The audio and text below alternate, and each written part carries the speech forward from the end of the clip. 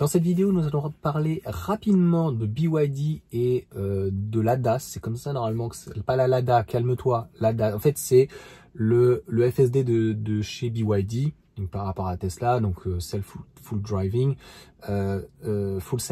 pardon. Ah, tu te calmes, attention, là, je te connais, tu vas me dire, je suis fatigué. Donc je vais faire vite quand même, c'est de ma réflexion, c'est de me dire finalement, est-ce que Tesla ne va-t-il pas faire la même chose et est-ce que de toute façon il n'aurait pas le choix. Donc c'est une information que j'avais loupée, c'est Electip qui l'a mise sur un article notamment où ils expliquaient que les anciens propriétaires de BYD eh bien, ne peuvent pas bénéficier a priori de cette conduite autonome, donc logiquement de niveau 3. Donc ça consiste en quoi? Bah, logiquement tu conduis, tu enlèves tes mains, le véhicule peut logiquement sortir, le véhicule va pouvoir se garer, le véhicule il est pratiquement autonome. Tu vois un petit peu le délire, donc même logiquement sur les nationales, sur l'autoroute, il se balade tout seul, tu vois, c'est super, donc assez intéressant, donc ça va au-delà du véhicule, tu sais, où tu sélectionnes ta petite place et puis il va se garer tout seul. Voilà. Et ça va au-delà donc de la conduite autonome donc de niveau 2 où on a un maintien dans la voie et seulement voilà où il faut garder les mains comme tous les constructeurs. Donc a priori aujourd'hui il n'y a que le Mach-E qui peut le proposer donc sur certaines autoroutes en France et en Europe. Donc BYD, en tout cas, révolutionne, si on peut dire, donc cette offre-là.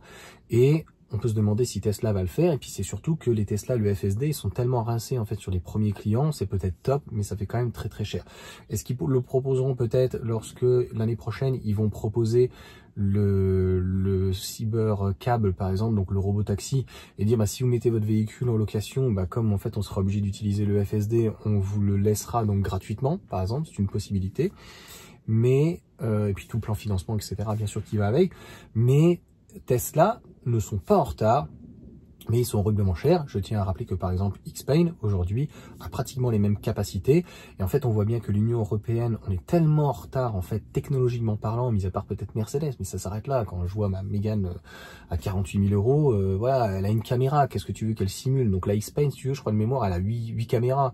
Puis la Tesla, je sais plus combien elle en a, tu vois. Maintenant elle en a une dans le pare-choc avant. Donc 1, 2, 3, 4, 5, 6, 7.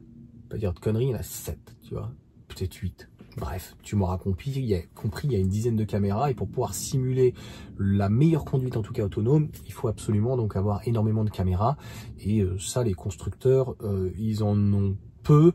Il en faut aussi en dessous des rétros. Le Mach-E, bah, il en a beaucoup aussi. Hein. Des fois, je crois que je me demande sur le rétro, il en a pas deux. Une avant, une arrière, une avant, une arrière, une devant, une arrière, une derrière et une encore une fois qui est juste au-dessus. Donc, il faut un minimum de simulation. Donc, au-delà de ça, moi, ce que j'en pense, c'est que c'est en Europe incontournable, mais tant qu'il n'y aura pas eu en fait le changement de législation, puisque comme je viens de te l'expliquer, le but, l'Union européenne sait très bien ce qu'ils font, ils retardent parce que nous sommes très très en retard.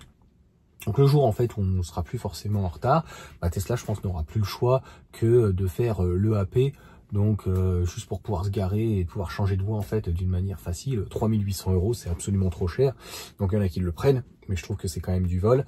Et le FSD, nous 7500 euros, je crois qu'aux États-Unis c'est 8000 $, même s'il est très bien, le prix c'est une arnaque. Le FSD en lui-même n'est pas du tout une arnaque, le prix ce n'est pas justifié. 2000 euros peut-être, tu vois, mais pas 8000.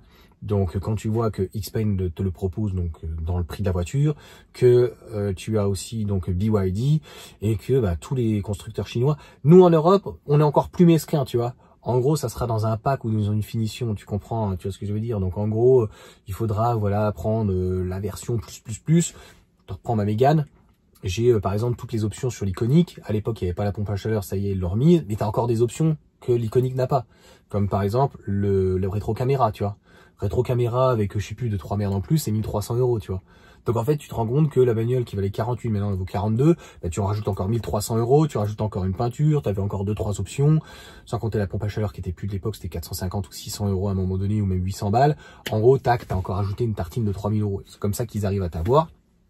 Sauf que, moi j'apprécie, en tout cas les constructeurs chinois là-dessus, on peut pas leur reprocher, c'est que sur leur marché, sur notre marché et ailleurs, en fait, c'est un prix fini. Alors c'est peut-être cher en prix de départ pour certaines personnes, certains Français ou autres, mais à 40, des fois 50 000 euros. Tu prends le G6, tu prends un G9, tu vas prendre à terme donc Zeekr, tu prends même la Smart. Franchement, tu as un véhicule qui est vraiment bien fini. C'est pas le cas par exemple de Volvo. Volvo, pareil, c'est extrêmement dépouillé. Et puis si tu veux un véhicule bien optionné, eh ben il faut monter plus. Enfin, tu m'as compris, c'est catastrophique. Donc il serait temps que nos constructeurs historiques, ils se réveillent un petit peu et qu'ils arrêtent de nous faire des finitions en fait juste pour essayer d'attirer le client. Concrètement, c'est ça. Et de l'autre côté, et avec des prix quand même horriblement chers, même en entrée de gamme. Et de l'autre côté, peut-être que Tesla revoit donc sa politique. Dites-moi ce que vous en pensez en commentaire, mais je pense que si ce n'est pas de série, au moins le AP qu'il le supprime, donc le pilote amélioré, et le FSD, donc la conduite autonome en fait, logiquement de niveau 3, si elle arrivait donc en Europe, voilà, pas plus de 2000 euros d'ailleurs. Il faut bien se rappeler que le modèle Y donc de lancement en Europe, il n'était pas offert, a priori aux États-Unis, donc le FSD était offert. Donc en termes de recherche-développement, je pense que ça leur coûte plus trop cher. Donc là, c'est quand même une sacrée mesquinerie. Donc je pense que Tesla prépare quand même, je l'espère en tout cas pour eux, parce que, encore une fois que la législation va changer, moi je le dis tout de suite, je suis pas sûr de rester par exemple en Tesla dans la mesure où Xpeng maintenant le mode Sentinelle fonctionne. Donc malheureusement, avec les grandes qualités que Tesla a, demain j'ai un véhicule de conduite de niveau 3, un Mach-E, un Xpeng, un BYD, ben franchement pour les longs trajets, ça peut être quand même très agréable. Allez, ciao à tous.